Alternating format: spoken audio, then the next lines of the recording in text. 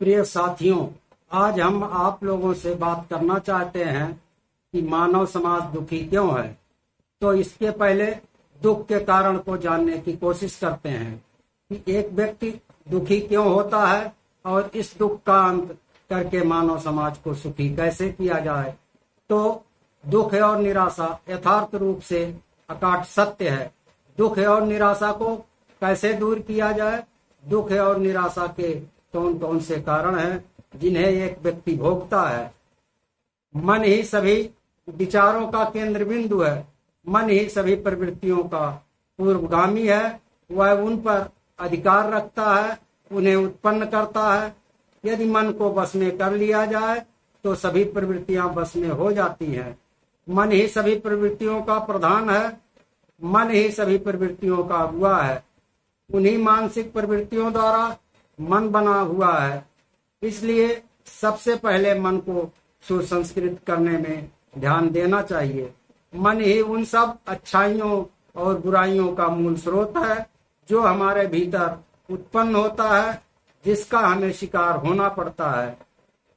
जो कुछ भी बुराई के बारे में है, जिसका बुराई से संबंध है, जो बुराई से समन्वित है, वह सब मन ही की उपज है। जो कुछ भी अच्छाई है, जिसका अच्छाई से संबंध है, जो अच्छाई से समन्वित है, वह सब मन की ही उपज है।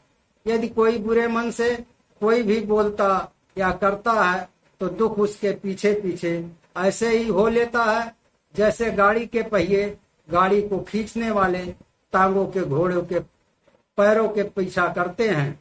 इसलिए चित्त मन को निर्मल बनाए रखना ही महत्वपूर्ण है।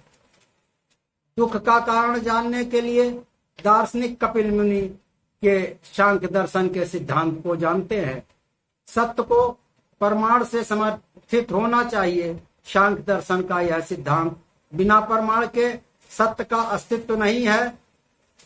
सत्य को सिद्ध करने के लिए कपिल ने केवल दो प्रमाण स्वीकार किए, प्रत्यक्ष और अनुमान। प्रत्यक्ष प्रमाण से मतलब है मन के माध्यम से विद्यमान वस्तु की जानकारी। अनुमान प्रमाण तीन प्रकार के हैं। कारण से कार्य का अनुमान, जैसे बादलों के अस्तित्व से वर्षा का अनुमान। कार्य से कारण का अनुमान, जैसे घाटी में नीचे नदी में बाढ़ दिखाई देने पर ऊपर पहाड़ पर वर्षा होने का अनुमान होना। सादृश्य के आधार पर अनुमान, जैसे एक आदमी एक स्थान से दूसरे स्थान पर जाने से स्थान परिवर्तन करता है। जैसे हम तारों को किसी भी भिन्न भिन्न जगहों पर देखकर यह अनुमान लगाते हैं कि उनके स्थान परिवर्तित हो रहे हैं। उनका अगला सिद्धांत सृष्टि की उत्पत्ति और उसके कारण से संबंधित था। कपिल ने इस सिद्धांत को अस्वीकार किया कि किसी सृष्टिकर्ता ने सृष्टि की रचना की है। उनका मत था कि उत्पन्न वस्तु पहले से ही अपने कारण में विद्यमान रहती है। जैसे मिट्टी से बर्तन बनता है अथवा धागों से कपड़ा बनता है। इस प्रथम आधार पर कपिल ने इस सिद्धांत को अस्वीकार कर दिया कि किसी सृष्टिकर्ता ने सृष्टि की रचना की है। लेकिन कुछ आधार हैं जिन्हें वे अपने दृष्टिकोण के समर्थन में प्रस्तुत किया है। अस्तित्व कभी किसी कार्य का विषय नहीं हो सकती। वास्तव में नई उत्पत्ति कुछ होती ही नहीं। वस्तु उस सामग्री के अतिरिक्त और कुछ नहीं है जिससे वह निर्मित हुई है। वस्तु अपने अस्तित्व में आने से पहले उस सामग्री के रूप में विद्यमान रहती है जिससे उसका निर्माण होता है। किसी एक निश्चित सामग्री से किसी एक निश्चित वस्तु का निर्माण हो सकता है और केवल एक निश्चित सामग्री ही किसी निश्चित वस्तु के रूप में परिणत को प्राप्त हो सकती है। तो फिर इस अनुभूति संसार का मूल स्रोत क्या है? कपिल का कहना था कि अनुभूत मूलक संसार दो चीजों से बना हुआ है, व्यक्ति अर्थात विकसित, अव्यक्त अर्थात अविकसित। व्यक्ति वस्तुएं अव्यक्त वस्तुओं का स्रोत नहीं हो सकती। व्यक्त वस्तुएं आकार में ससीम है और ये सृष्टि के मूल स्रोत के स्वभाव में असंगत हैं। सभी व्यक्त वस्तुएं परस्पर सादृश्य होती हैं, इसलिए कोई भी एक व्यक्ति वस्तु किसी दूसरी व्यक्ति वस्तु का अंतिम स्रोत नहीं मानी जा सकती।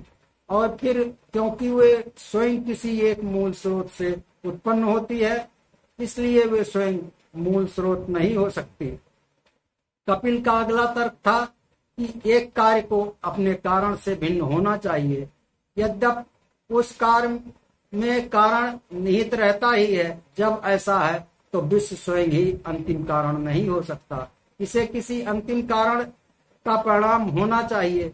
जब पूछा गया कि व्यक्ति की अनुभूति क्यों नहीं होती, इसकी कोई भी क्रिया इंद्रिय गोचर क्यों नहीं होती जिससे इसे अनुभव किया जा सके, तो कपिल ने उत्तर दिया, ऐसा अनेक कारणों से हो सकता है अनेक दूसरी वस्तुओं की तरह जिनके अस्तित्व में कोई शंका नहीं है। उनका अच्छा स्वभाव इन्हें अति सूक्ष्म बना देता है और उनकी अनुभूति नहीं होती, अथवा अनुभूति में कोई तीसरी वस्तु बाधक हो, अथवा किसी उसी आकार जैसी वस्तु का मिश्रण हो, अथवा किसी तीव्रतर वेदना अनुभूति के कारण अनुभूत न होती हो, अथवा अंधेपन या किसी अन्य इंद्रिय दोष के कारण अनुभूत न होती हो, अथवा दृष्टा के मस्तिष्क की विकलता के ही कारण अनुभूत न होती हो। जब पूछा गया तो विश्व का मूल स्रोत क्या है, विश्व में व्यक्त रूप तथा अव्यक्त रूप में क्या अंतर है, कपिल का उत्तर था, व्यक्त रूप का भी कारण होता है तथा अव्यक्त रूप का भी कारण होता है, लेकिन दोनों के मूल स्रोत स्वतंत्र हैं और उनका कोई कारण नहीं है। व्यक्त वस्तुओं की संख्या अनेक है और वे क्षेत्र तथा नाम में सीमित है। उनका स्रोत एक ही है, नित्य और सर्वव्यापक। व्यक्त वस्तुएं क्रियाशील है, उनके अंग व हिस्से होते हैं। कपिल का तर्क था कि अव्यक्ति के विकास की प्रक्रिया व्यक्त के वर्णित उन तीन गुणों की क्रियाशीलता का परिणाम है जिनमें उसका निर्माण हुआ है। तीन गुण है सत्व, रज और तम। इन तीनों संघटकों अथवा गुणों में प्रथम अर्थात सत्व तो प्रकृति में प्रकाश के सादृश्य है, जो प्रकट करता है, जो मनुष्यों को सुख देता है। दूसरा गुण है रज, जो प्रेरित करता है, जो संचालित करता है, जो क्रियाशीलता को उत्पन्न करता है। तीसरा गुण है तम, जो भारीपन का द्योतक है, जो उपेक्षा अथवा निष्क्रियता को नियंत्रित करता है। तीनों संगठक परस्पर संबद्ध होकर क्रियाशील होते हैं। वे एक दूसरे पर हावी होते हैं और एक दूसरे के सहायक होते हैं। वे एक दूसरे से मिले रहते हैं। जिस प्रकार लौ, तेल और बत्ती के परस्पर मिलन से दीप जलता है, इसी प्रकार तीनों गुण भी मिलकर क्रियाशील होते हैं। जब तीनों गुण पूर्ण संतुलन में होते हैं तो कोई भी एक गुण दूसरे पर हावी नहीं होता। उस समय यह विश्व अचेतन हो जाता है और उसका विकास रुक जाता है।